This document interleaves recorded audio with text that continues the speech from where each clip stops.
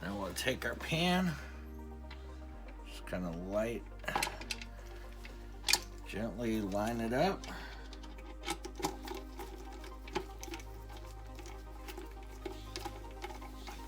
And kind of like I did with the gasket, I'm going to start on the four corners and just kind of lightly start those pan bolts going, just so it holds it up in place.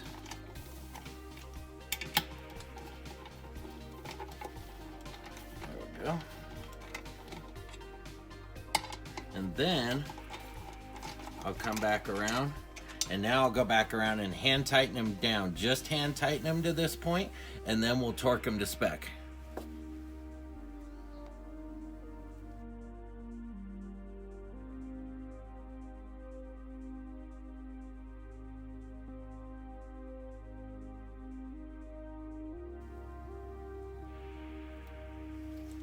So now the manual calls for 165 inch-pounds on these bolts, and we do them in a crisscross pattern. So we'll just kind of work our way back around as we go and do them opposite of each other, basically like you would putting on a tire or anything else. So I'm using my 3/8 inch torque wrench. Now what I did, quite frankly, was I took 165 inch-pounds and divided it by 12 to get foot-pounds, and I came up with 13.75 foot-pounds.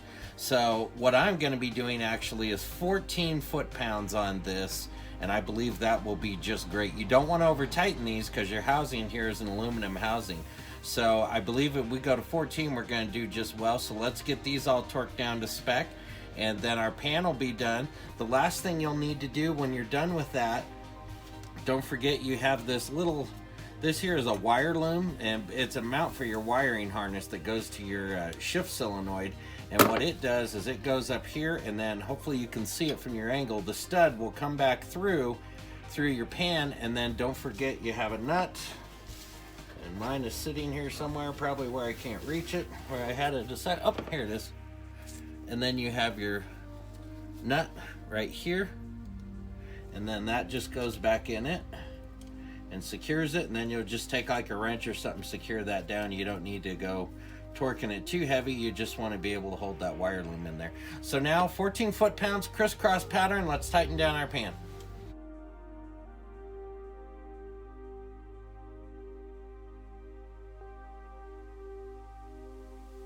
Final step of our process here on changing out our pan gasket and our filter and everything is to put our transmission fluid back in. So at this point what we're going to do is go ahead and remove our dipstick, and I'm going to set that off to the side.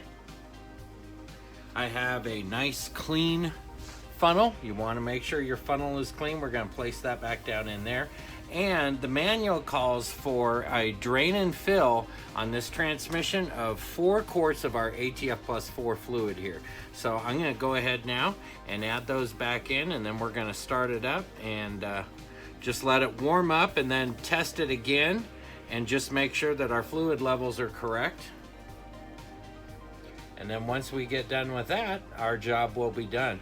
Hey, while you're watching this and I'm filling this, you'll probably notice that like my wiper motor back here is missing, and some parts here along the front of the car are missing. Now, we're doing some other repairs to this van. We're going to be doing a tune-up, changing out the plugs and the wires. We're also changing out the oil pan gasket on it. Actually diagnosing an oil leak in the front here right now, in the very front.